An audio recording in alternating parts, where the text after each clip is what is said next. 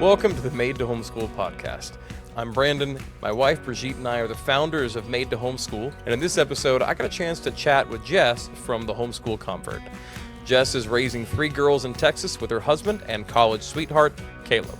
Her family started homeschooling in 2020 after the global pandemic, and they quickly fell in love with the homeschooling lifestyle. Now, she can't imagine doing anything else and is a bona fide homeschool convert. She has a heart for encouraging and connecting with other homeschool moms who may be interested in becoming converts themselves. Jess loves the freedom of homeschooling, the close bonds her family is able to create through homeschooling, and having an active hand in her children's education and daily discipleship. Her family enjoys a modern Charlotte Mason flair in their homeschool with lots of rich literature, time spent appreciating nature, a beautiful and delightful feast of subjects, and learning through everyday encounters. She loves experiencing new things and traveling God's creation with her family. Most importantly, the heart of their homeschool is honoring God in all things and doing all things for His glory. On a personal note, this was the first episode we got to shoot for the podcast with a guest, and I really enjoyed our conversation, and I think you're going to get a lot out of it.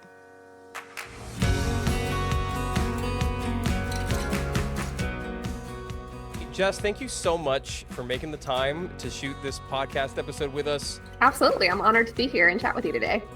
Yeah, you know that we are about to enter into our first season of homeschooling, and we're excited and slightly terrified, right? And all normal. Okay, good. I thought so, yeah. But, you know, I think that when you said you'd be interested in doing this, that was exciting for me because your journey of transitioning into the homeschool world is how many years old now?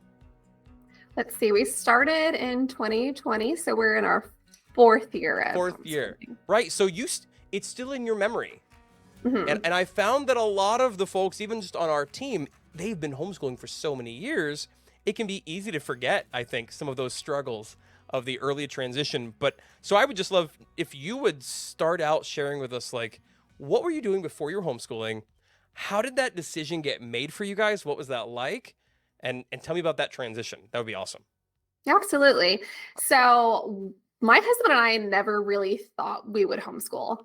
I knew people who did it. So it's not that it was like completely off my radar, but I never really saw it as an option for us. We both went to public school. We graduated from public school. And I think I just had that like typical American mindset of you raise your children until they're 5 at home, and then you send them off, and then somebody else starts educating them. And it just felt normal to me. And I didn't really give it a second guess. I had all the myths and the stereotypes about homeschooling.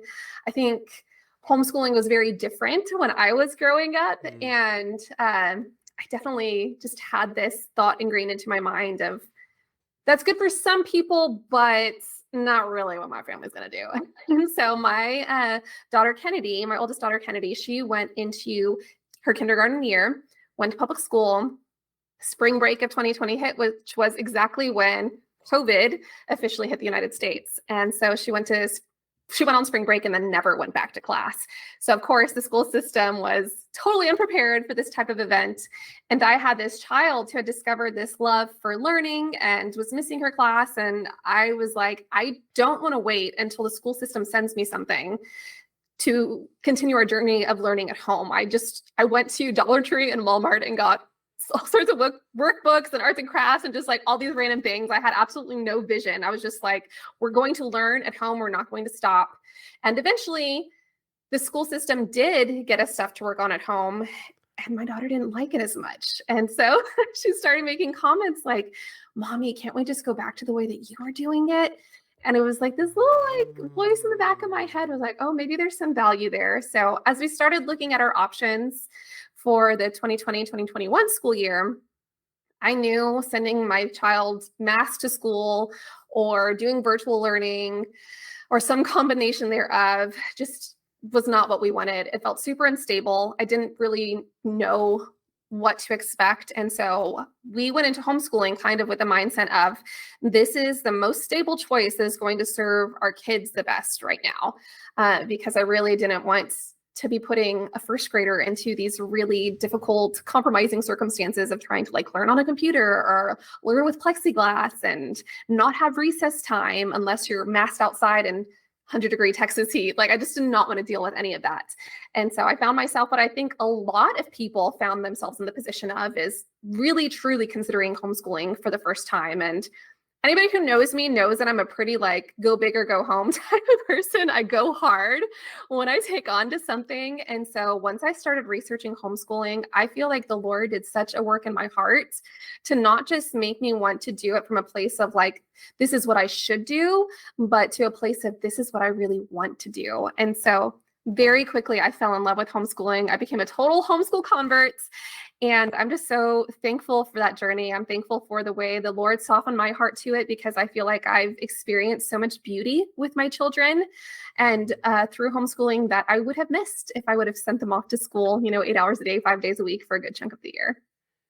It's interesting you say that, Jess, because when COVID hit, I guess my oldest is a year behind your daughter, who you were talking about, because he was, I think, starting kindergarten in the fall of 2020. Does that sound right? A year behind? Yeah.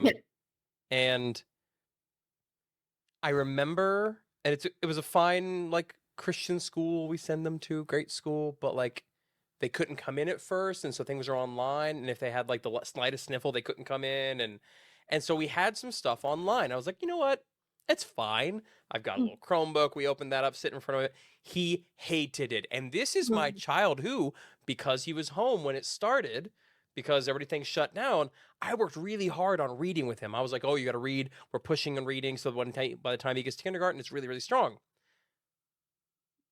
But all of a sudden, he hated his learning experience.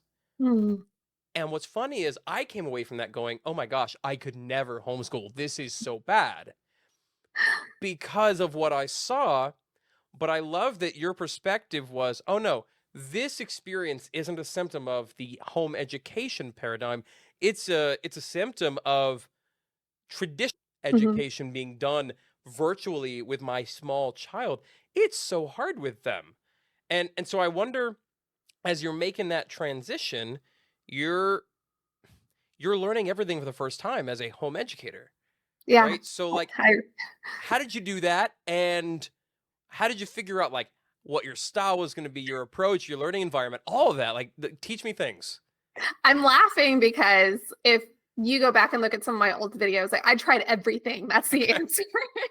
And it's not necessarily what I would recommend to everybody, but I think I still had a little bit of that traditional mindset in, and there's plenty of people who do more traditional learning at home. And I think that gets a bad reputation, but it really works for some people. Some people really like the structure, they like the workbooks, and it's what serves their family best. And I'm a huge proponent of finding what serves your family best. And I think that's going to look different for everybody. And I think because I was just thrown into this, and so many people who want to homeschool, they know even before they have their kids, like when I have kids, I want to homeschool, or they decide when they're very young. So they have all this lead up before their kids are school age to do all the research and watch the YouTube videos and read the books. And I was kind of doing it in real time. And so I was asking questions to my friends who were homeschoolers. I was watching YouTube videos. I was reading the books. I was reading blog posts. I was taking in all these things. And I was like, I'm going to pull this and I'm going to pull that. And I'm going to pull a little bit of that. And I'm going to do this. And so it was a very eclectic year.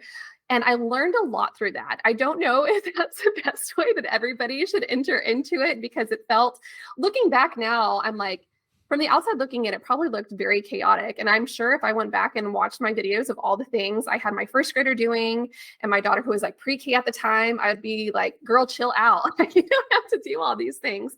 But my kids were also learning alongside me, because my daughter had been to public school kindergarten. And so she was just kind of up for like, all right, mommy, what are we doing today? What's going on? That's cool. And so we just pulled a little bit of everything. And it was through doing that, though, that even though it may have been a little chaotic and a little erratic, I really learned how I like to teach and how I felt my family enjoyed learning together. And so I don't really regret that year, even though like, I feel like if I had to do it all over again, I may do it differently, but at the same time, I don't regret doing it, because we really did learn through doing and through practice and just testing the waters and just figuring out what exactly we wanted our homeschool to look like.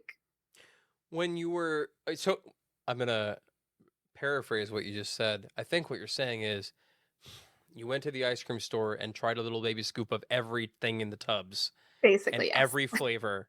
And you're like, yeah, no, none of those. Just the one I thought I was going to get. No. So, like, that's what I do every time. Same thing. But when you were going through all that, were there any tools that helped you to narrow down your approach? Like, I see all these, like, what kind of homeschooler are you? Quizzes and stuff. Or was it just like, yeah, we experienced this and it worked and the other thing didn't? You had to go through it all. I definitely took some quizzes, Okay. but initially when I was taking the quizzes, I didn't have any actual homeschool experience to back it up. So it was all in theory. Okay. So I remember at the beginning when I would take quizzes, I was like literally like 33% classic, 33% traditional, 33% child. It was really discovering what lit up our desire for learning, what made learning enjoyable for us. And quite frankly, there's some things that just aren't going to be enjoyable for certain students. And that's another thing I had to learn too. I have my teenage niece who came to live with us about a year into homeschooling, and she doesn't like math. There is no math curriculum I could choose out there that is going to give her this heart and desire to just love and grasp math concepts. And I think that's okay. We don't have to love and enjoy every single thing that we do. So I try to find things in those cases that serve our family well, that get the things done that we need to get accomplished. But then the things that my kids really enjoy, that's kind of where I go ham and say, what is it that we really want to learn? How do we want to learn this? How can we explore this? And honestly, it's through trying all these different things that I discovered that journey for my family. I wonder, Jess, you're talking about trying all the things and the teenage niece moving in the middle of all this is, I'm sure, super easy and no problems at all. It was basic, right? Totally. And she doesn't love math, right? Well, I've thought about this a lot because I'm really of the opinion that we don't need to, personally, push every student through all the same subjects at all the same level at the same age. Mm-hmm. I think math is super important, for instance, right? But if I didn't go into a STEM field, I was a pastor, so like I never used calculus ever. Mm-hmm. Was not necessary. I probably algebra 2 geometry probably would have capped it off. I was totally fine, like as long as I can calculate how many chairs I need for the event, right? Mm-hmm. So how do you handle that? Is that something you've wrestled with? And okay, I am going to teach this. I'm not going to worry about this. Were there like state benchmarks you had to meet in your specific instance? What did that look like for you? So I'm very fortunate that I live in Texas Yeah. and we have very little oversight, Okay. which for me is a blessing. I think for some people, you might need that oversight more. You might need that accountability. But I think for my family specifically, we appreciate and enjoy the homeschooling freedom that we have in Texas. So my kids don't have to standardize tests. I don't have to put together portfolios. I'm not reporting to anybody. Basically, when you homeschool in the state of Texas, you operate like a private school. So there is zero overhead from the state of Texas, which gives us a lot of freedom and flexibility. And to your point about children maybe not needing to do all the same things on the same pattern, that is one of the things I think with my niece especially I've appreciated so much, because we have taken time to review math concepts and kind of pause our curriculum when we needed to. We've given her a longer break between math because it's just not her favorite, and she just give her a little bit of breathing room before starting the next course. We don't always time things right at the start of the year. And something right now I'm even considering is she feels pretty strongly that she just wants to start at a junior college. And I think that is a great way to start your 4-year degree if you choose to pursue it. We have great state colleges where you're getting the exact same credits for a fraction of the cost, but you don't need an SAT score or an ACT score to apply to these colleges. And then when you decide to transfer to a 4-year university, you still don't need an SAT or an ACT score. Of course, always look into like the university you're applying to, but at least in the state of Texas, your associate's degree or your credits from the community college are what are basically your transcript or your resume for applying to the 4-year university. So we've been weighing and having conversations lately about, does she take the SAT? How does she feel about it? She knows she's not super strong at math. She knows it's not her favorite. So if we're starting at a junior college, it's already cheaper anyway, so she doesn't need as much financial help for us to be able to afford it.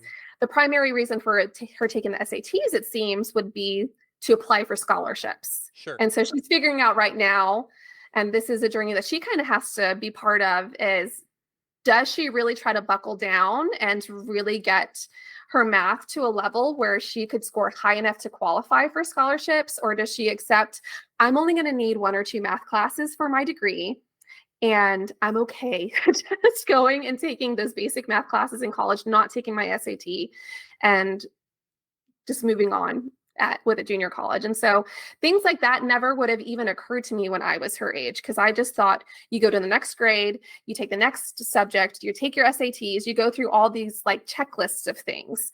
And I think more and more, not just in the homeschooling community, but in the education community as a whole, people are realizing not everybody needs to follow the same trajectory. But the difference with homeschooling is that we can actually implement these different trajectories in a way that serve our students and our kids that maybe public schools aren't really equipped to do right now. Well, there's so It's a much very of a scope of care.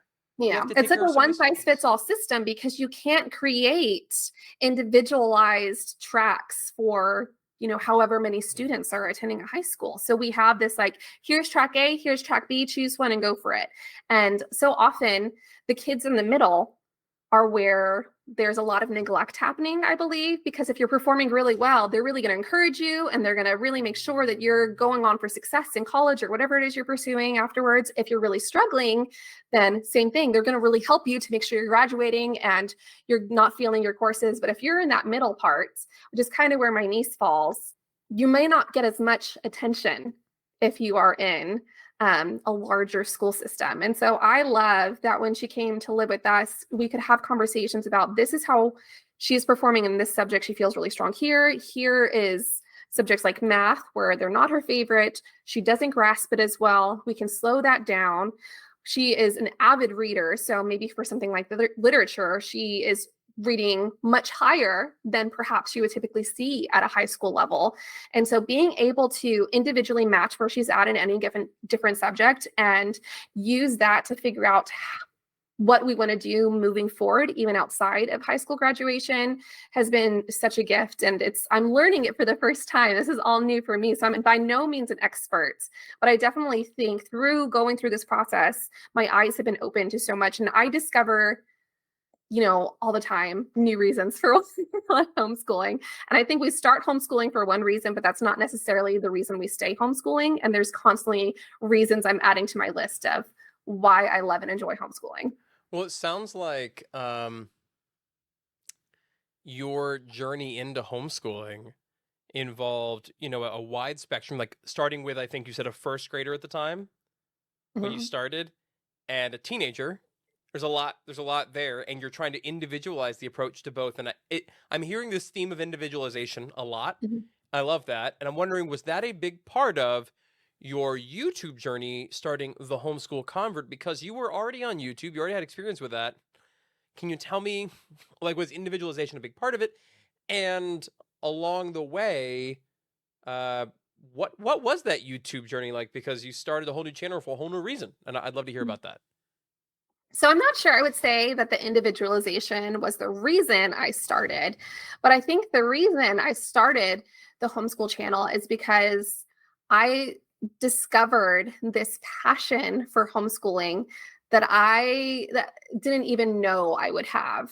And I got so excited about it. I just wanted to talk about it with people. And especially because when I started my channel, I knew there were so many other people in my position who could relate to, we were in a school outside the home and we've transitioned to homeschool, and maybe we thought this was temporary, but oh my gosh, we love it and we want to keep doing it. How do I keep doing it? And how do I find community? And how do I make this happen? Where are there resources? And so my intent wasn't even to like post videos and be like, this is how you homeschool, but it was simply to hopefully encourage other people who were new to homeschooling by sharing my family's journey of like, hey, we're new at this too, but we're figuring out together. And we have a heart and a desire to serve our families well by doing this. And it's going to look different in each of our households. And the way I'm doing is not perfectly, and the way you're doing is not perfectly. But ultimately, when we are obedient to what the Lord has laid on our heart, the Lord will be faithful to that, and we will see the fruits of it. And so I just love being able to share just a small part of that on my YouTube channel, and just the enjoyment and excitement I get from homeschooling. I thank God every day that he opened this door, because it's not one that I would have chosen to open myself, I don't think. And once he opened that door and he shoved me through it, I haven't turned back once, and it's been amazing. So it really was you trying to help other people not go through the same exact struggles you were going through on that journey. I mean, not even that I was trying to stop them from going to it, but just find camaraderie and community, and like, hey, we're doing this, and we're not alone, and we're doing this, because I don't have all the answers. I will be the first to tell you, I don't have all the answers in my homeschool. I don't have it all together in my home. And I think it's just important when we are walking through something new, that if we can find somebody else we can connect to who's also walking through that, somehow it makes it that much easier. It makes it feel more accessible. It makes us feel like we're not alone in our journey. And that's especially why I love when Made to Homeschool was created, because I mean, we have, as homeschoolers, so many more opportunities to connect than we did when I was growing up. But I think we live in an online world. We live in a global world. And so being able to connect with people of like-minded interests who love Jesus and who love their kids and are trying to serve and honor both in their homes, coming together around that shared mission, I think is so meaningful. And so coming on to Made to Homeschool was such a natural progression of the things I was already doing on the Homeschool Convert. Well, I appreciate that, Jess. You know, one of the things that I've really been trying to be intentional about doing, in like placing people on the team, who makes up our team of creators, is having people with unique experiences and unique perspectives and diverse backgrounds and approaches and learning styles and all that stuff. And I think that you bring a lot of that just based on your background and your experience and how you've come at homeschooling. I know that, you know, for everybody on the team, but you included, obviously, your faith is really important to you. You homeschool different than everybody else will. They'll all homeschool differently than you will. But one thing that I do want to know from everybody, because I got to figure it out myself, is how are you incorporating your faith into your homeschool? What does that look like for you? I think faith should be woven into every part of our day. I don't think we need to have this checklist of like, I'm only going to use a Christian math curriculum, so I'm promoting or I'm supporting a Christian publisher, and I'm only going to do this or I'm only going to do that. And I think we can naturally weave our faith into everything that we do. And I love the verse in 1 Corinthians that whether you eat or drink or whatever you do it all for the glory of God, right? And so I truly believe that no matter what we're doing in our homeschool day, we can find a way to point back to Christ. And so I try to really keep that at the center of my homeschool day and find opportunities to naturally weave conversations about Jesus. And we do have intentional family Bible time, and we do catechism and things of that nature. But I think even when we're studying a famous artist and we're looking at a beautiful work, to say, gosh, like God gives people such amazing gifts, and the gifts that he's given you, you can use for his kingdom and for his glory. Or when we're going on our nature walks and writing in our nature journals, like, man, isn't it incredible the diverse landscapes that God has created in his creation? Like here in Texas, we're pretty far from a coastline from where we're at in Texas. And so we go to the beach and we're stunned by its beauty, or we go to the mountains and we're stunned by the beauty there. And to be able to be constantly pointing back to the Lord as its creator, and studying science and math. Oh, what an intentional God we worship, that every single minute detail down to our cells and molecules has been figured out. Like there is constantly opportunity to point back to our creator and give him glory. And I just love that we can do that in homeschooling, because unless you have the ability to pay for a private school, a private Christian school, your kids aren't going to get that in school. And even if they do go to a Christian private school, it's different when you as the parent have the opportunity to weave that into your day and to make sure that the theology you want to pass down to your kids is what's being passed down, and to be able to answer your kids' questions in real time, because maybe their teacher's talking about something and they have a question about it, but there's not time to answer that one kid's Because there are answer. 20 other kids in the room. Right. So when we're reading something and my kids have a question, we about faith or otherwise, we can pause and we can talk about it. And I just think that's so cool. Like that feels like such like a small word to use. It's so cool, but it really like it blows me away, like how awesome it is that we have these opportunities. Yeah, no, I think what you said is spot on, and it's kind of what excites me, because we do try. We're not perfect as parents, nobody is. Like, we're going to find out all the ways we messed our kids up when they're in their 30s. We don't know, right? But we try to be very intentional to teach important life lessons, and for us, like our faith is the foundation of our lives. And so that means if there's an opportunity to point to, like you said, the beauty of God's creation, right? Mhm. And right now, so my wife is 35 or 36 weeks, depending on who you ask, pregnant. And Benjamin doesn't remember his little sister being born. So my kids are 8 and 4, almost 5. And our daughter has no idea. And so all these things come up, and he's inquisitive. He's, 8.5. And, well, wait, so how does the baby eat? And what about the umbilical cord? And how does this work? And mommy's going to feed the baby with her body, daddy? And all these things, right? Those are great questions that are an opportunity for a science lesson, which I love, and are an opportunity to point to the amazing intricacy of God's creation and how these systems work together, and how and we're not even homeschooling yet, right? But to talk about those things and try to break them down to a kid's level, right? So he can understand the mechanisms, and to see his eyes just light up and go, wow, God did that. I'm like, yeah, God did that. That's so cool to me. And in my head, like, that is homeschooling, right? Like, there are people that are very into like a more rigid structure, and my wife would be my wife. Okay. I would be more on the unschooler side of the spectrum. She would be a classical educator. Like, yes. That's okay. We complement one another, but I think it's that kind of stuff. The teaching in the everyday, the stuff that they're actually going to encounter, that really excites me. So I love that when I ask you how you incorporate your faith, your answer is yes. Like, it's all the things. So I love that. In this journey, starting your channel, and we kind of relates to Made to Homeschool, have you found the community online is different than what you experienced before you were focused on homeschooling? I think I've seen there's so much more openness to homeschooling the past few years. At least being outside of the homeschool community, but kind of having my feelers out as far as having friends that were homeschooling and knowing the conversations other people were having about homeschooling. Yeah.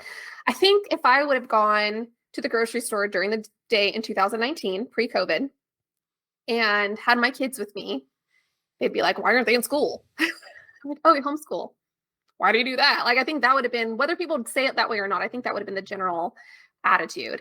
And I think post-COVID has really changed things. I think we've seen people's eyes open to some things in schools happening that they are not happy with, and that they don't want to send their children into. But I think there's been a general attitude of more openness to people realizing that homeschooling is such a wonderful opportunity if you are able to do it, to reclaim time with your kids, to have more control over your schedule.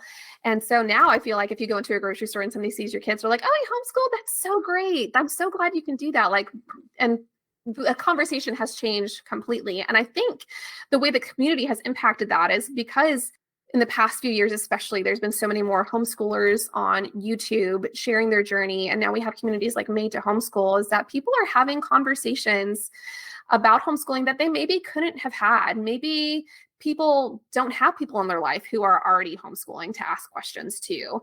Maybe they live in a more rural community where they don't have opportunities. Maybe they're a stay-at-home mom with a husband who works in the oil field. And so they don't have somebody to watch their kids so they can go, hang out with other moms and ask questions uninterrupted. And so whatever the circumstances are, I think online community changes that so much because it makes it accessible to people.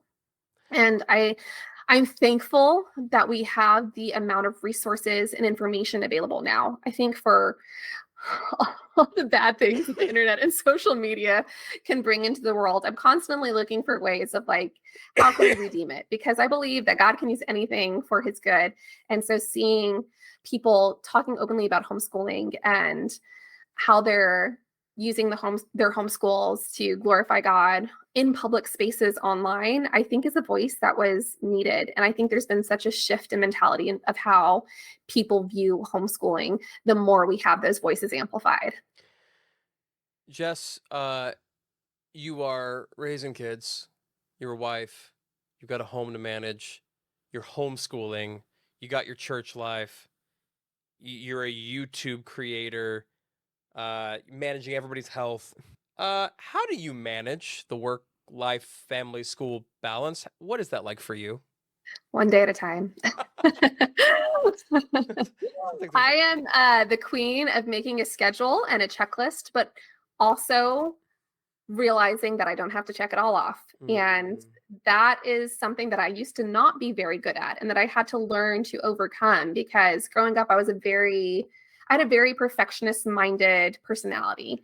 And even in adulthood, I've called myself a recovering perfectionist. And I feel like the Lord has used homeschooling to refine that so much in me in a way that I would not have expected. And so I hold things so openly and loosely before the Lord and say, this is what I have planned. But if something comes up, if I have a kid who's sick one day, or I have autoimmune illness, if I have a day where I'm just really needing rest, I honor that. And I honor my family first. It's not about checking off all the academic things that we need to do, because there is nobody, at least in the state of Texas, holding us to a timeline saying, this is when you need to get things done by, and this is how you need to execute it. We have had days just last week where I was not feeling well. So we are a mostly Charlotte Mason family now that I've figured out what we like. And so we read a lot and we listen to a lot of audiobooks. And so we laid in my bed, my kids and I, my two youngest daughters, and we read our different things for the day, and they brought their math to my bed and they did it. And so we make it work for us. And another thing that I will say I'm the queen of now is I'm the queen of margin, because I learned how much I need it. I schedule margin into my day, because being overwhelmed, being overstressed, not having time to take care of my own health is not going to serve my family. And so if I want to serve my kids well, which I want to do, that means I have to take care of myself. And I feel like we live in a culture that is one extreme or the other. It's all self-care, pedicures, make sure I have my wine without my kids around with my girlfriends. Or you have the other spectrum that's like, no, be a girl boss, work, work, work. Who cares if you're losing sleep? You're doing it to be an entrepreneur and chase having the to dollar. do other things. And so there's these two extremes that we live in. And typically when something's extreme, it's not usually ideal. So there's got to be some middle ground there. And so I try to mentally prioritize where things land. And for me, sometimes that means setting YouTube down for a period of a month or two. Is that ideal if I want to like please the algorithm and make sure I'm getting views and make sure people are seeing my content? No, it's not. It's the worst thing I could do. I should be posting consistently. But where YouTube falls in my list of priorities is always underneath my family, always underneath my faith life, and always underneath my health. And so if I go through periods of time where my hierarchy of needs, I need to spend some more time with these things and I don't have as much margin, I have to set things aside. And I think knowing when we can set things aside and when we can pick things up is a skill that we have to learn, not just as homeschooling parents, but just as parents in general. And just as I do that for myself, I even do that with subjects for my kids. Like when we were going through a very busy season of moving and renovations, like I said, we are a Charlotte Mason loving family. So we love all the riches. We love the art. We love the music. We love the poetry. There was several weeks during moving where I said, we're going to become a 3 R's family, and we're going to work on our reading, our writing, and our arithmetic. And that's going to be the extent of our homeschool right now. During the summer, when things have slowed down, we can pick back up the books, we can pick back up the art, we can pick up all the other things. But right now, this is real life. And through that, my kids also got to learn valuable real life things. They were painting walls with us. They were going shopping at Home Depot to pick up different things. They were seeing what it took to list a house for sale and to move things and all the work that took. And they were participants in it. And so I was doing life alongside my kids. And some people, I remember people being like, oh gosh, you're homeschooling with this. Isn't it so hard? It's like, well, it could be, but also if I was taking them to school somewhere when I'm like, moving to a house 30 minutes away, I'm having to drop them off, drive over here to do work, drive back up here to go back over here to work. And so honestly, it made life a lot easier just to be able to have them travel around with me wherever I need to be at any given moment. And I really do feel like we made a lot of great family memories working on our new home together that way. And they learned the value of work ethic and what it looks like to be an adult juggling all these different things. I think it's valuable for kids to have a peek into that. And my kids wouldn't have had that when I was running errands and doing all the things without them if I was sending them away all day. I was going to say, I wish I was recording this, but I am recording this, Jess, and I feel like it's going to be valuable for people. Like, honestly, I think somebody needed to hear everything you just said. Also, that's a really nice cup you have there. Oh, I like what a nice, oh my goodness. Very nice. Nice cork bottom. No, I really do think that what you said right there is it's kind of what I needed to hear, honestly, because I'm over here thinking about all the things that are going to be so hard when I've got the kids at home, but also hard doesn't mean bad. Right. And it might actually mean better in a lot of ways. And so I'm encouraged by that. Can I just ask you a few rapid fire things? Yeah. Real quick, back on the Made to Homeschool thing, 2 questions there. 1, what is the coolest thing you've seen in the M2H community, like in Made to Homeschool in the community? What's the thing you saw that went, wow, that was good? I was doing just a live hangout. And so it wasn't even a workshop or I had like all this prepared information. We were just hanging out together, chatting. And I really didn't give second thought to anything that I said. We were just kind of, having a conversation. And afterwards, somebody sent me a message saying that I said something that was exactly what she needed to hear. And it resonated so deeply with her. And it was just the encouragement that she needed. And I say that not because like to point to myself, like, look how wise I am, but the Lord placed us together. I mean, she was only in the group for like 5-10 minutes. She caught like the last little bit of it. But the Lord opened the doors that he needed to for me to be there that day, for her to be there that day, to lay it on my heart to say this thing that was exactly what she needed. And I just thought it was a beautiful moment of like, we so badly want the Lord's hand to be over Made to Homeschool. And it's moments like that that show me and truly demonstrate the Lord is in this and he is being honored. I didn't even know that story, so thank you for sharing that. You're I welcome. love that.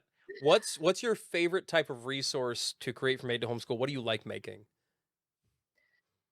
My favorite resource. Like as a contributor. Yeah, as a contributor. Yeah, I would say I really love hosting workshops. Okay. I don't know if that's the answer that you were looking that's for. Great. That's a great answer. Videos. I like the live component of workshops. And when I feel like, even though I may not be an expert and have everything down perfectly, if there are things that I've learned and I consider myself a lifelong student, I love sharing that with other people, especially if it can make their homeschools more efficient and it can help them serve their families. What you think is your most unpopular opinion about homeschooling? My most unpopular opinion about homeschooling. What makes you a rebel in the homeschooling world? Homeschooling's not for everyone. Ooh.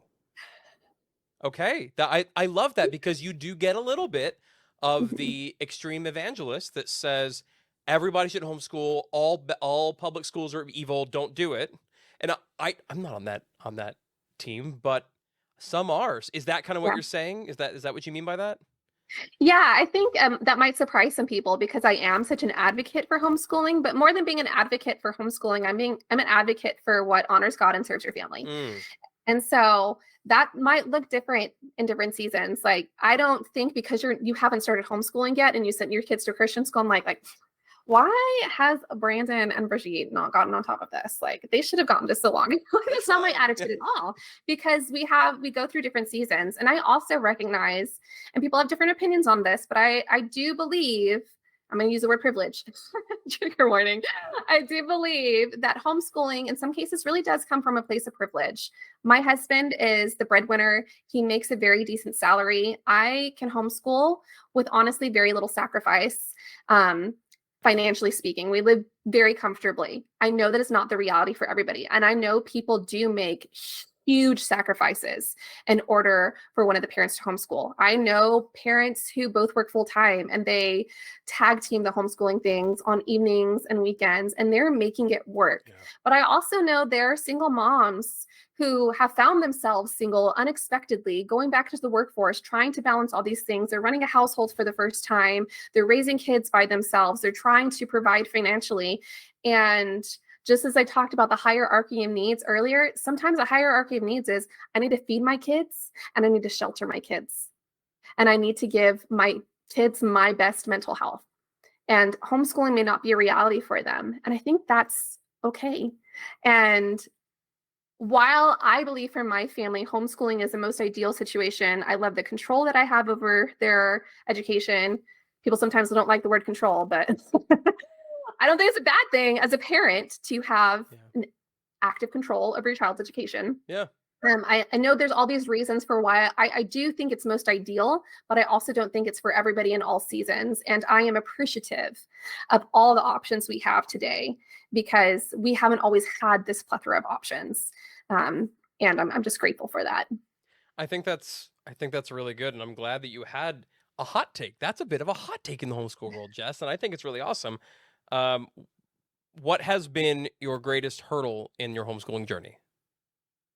My greatest hurdle was probably what I alluded to earlier, and it was my perfectionist tendencies. I think definitely the first year when I was planning our days and I would get frustrated if I didn't check everything off or we didn't do all the things that I wanted to do. And I had to learn not to do that. Okay. What has been the most surprising blessing of the homeschool journey for you and your family? My most surprising blessing has been reclaiming the time that my children have together. I think precious. I anticipated reclaiming my own time with my children. I went, I get to be an active participant in their education. I get to see them grow up in a way and I get to see them learn the things, but I'm going to try to do this without crying, but no guarantees. My daughters wake up and they play together and they read together and we learn together and they get to spend so much sweet, precious time that if they were in two different classes all day, they just wouldn't have. And even with my teenager, she came right as she was entering high school, which is a really fun time to start homeschooling for the first time at a brand new household. But seeing the way it served her when she was in such a new situation, being able to have so much time with her, and being able to invest in her and integrate her into the family unit. So I think it would not have been as smooth had we not already been homeschooling. And I thank the Lord Jesus for that. I'm sorry, Brandon, this is probably a much longer answer than you wanted. Yeah, I'm not stopping you yet. One thing that was, looking back, I am so appreciative of is I feel like God's timing is always so sweet, but I absolutely had no desire to homeschool, and the Lord absolutely changed my heart. And when Kira came to live with us, it was absolutely what she needed. She could not have gone to public high school. And so when she came with us, it wasn't like this sudden shift of, oh my gosh, now we have to homeschool. How am I going to do this? It was, we're loving this. We're enjoying this. This is part of our family culture. This is the only way I want to educate my children. And now she's with us and it's what she needs. And it's like, Lord God, I would have never dreamed this for myself. I would have never thought that you would soften my heart and break down the walls and all these myths and stereotypes that I have. And so to be able to serve, our bonus daughter now, my niece, and have it be exactly what she needed at exactly the right time, I'm just so thankful for it, because we would have, if she would have come and we weren't homeschooling, I would have done it because that's what she needed. But to already have had those walls broken down and be loving it so much, it just made the transition so much smoother. And so I'm just so thankful for it. I think you've shared a lot of things today that will be an encouragement to people, that will uplift them, that will challenge them, that will give them freedom to do the thing, whatever that is for them, and permission to be okay with it. And so thank you so much for that. Where can people find you, Jess? They can find me at the Homeschool Convert on YouTube when I have the margin to post, and also on Instagram at the Homeschool Convert, and on Made to Homeschool. I love our Made to Homeschool community. I've heard of that place, and people should join it, and they could find it all over the internet and on cheaper than Netflix and a better value, if you ask me. Just saying. Preach. Yeah. Thank you so much, Jess. I really appreciate it. You're so welcome.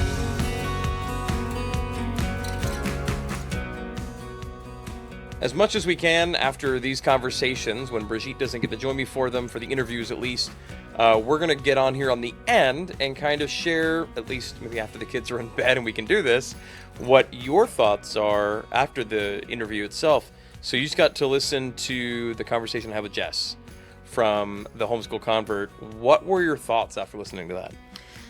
So one of the things that really stuck out to me in that conversation is that Jess talked about the freedom she had to tailor homeschooling to her kids' needs. So like when her niece came to live with her, she was really able to tailor the subjects to her needs and to her passions and to things that would further her, not just like to like finish school and do all of the standard tests, but like to actually like propel her forward into her, future career and her life as an adult. Because is the educational system supposed to help make our children productive members of society who will have some kind of career or something that they will contribute to the community? And so like we're supposed to help them find what their passions are and what they're actually going to be good at and what they can do as adults.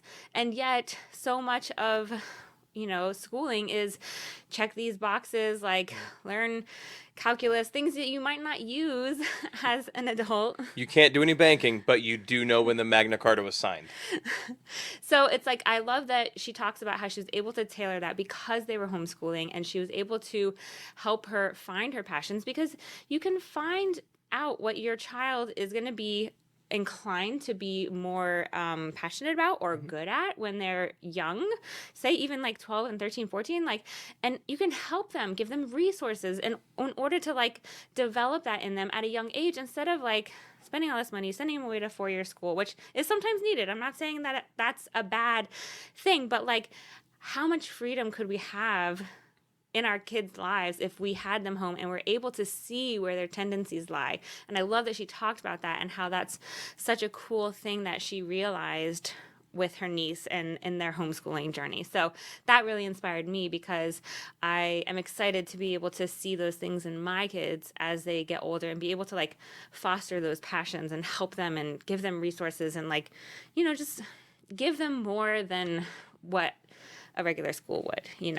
Yeah, and that's not to shame anybody else's approach, but No. as we're stepping into homeschooling, I'm super thankful that we have all of the resources at our fingertips that we get through Made to Homeschooling. We didn't know, that's why we were starting it. It's just kind of like a fringe benefit.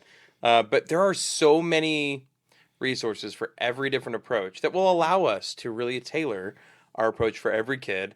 And we've got all this wealth of contributors in there, people we can say, hey, what about this and this other thing? There's so much wonderful, rich advice that comes from experience and wisdom. And if you guys haven't had a chance to check that out yet, you can find it at madetohomeschool.com. There's a free trial. It doesn't hurt you to try it out. Join the lives, though, because that's kind of where the gold is. Personally, I love the live conversation. But we'd love to have you in the community, or you can follow us over at Made to Homeschool on Instagram and YouTube and even Facebook. And we'll be putting out one of these every week. So we hope to have you back around for the next episode. Thanks for joining us. Bye.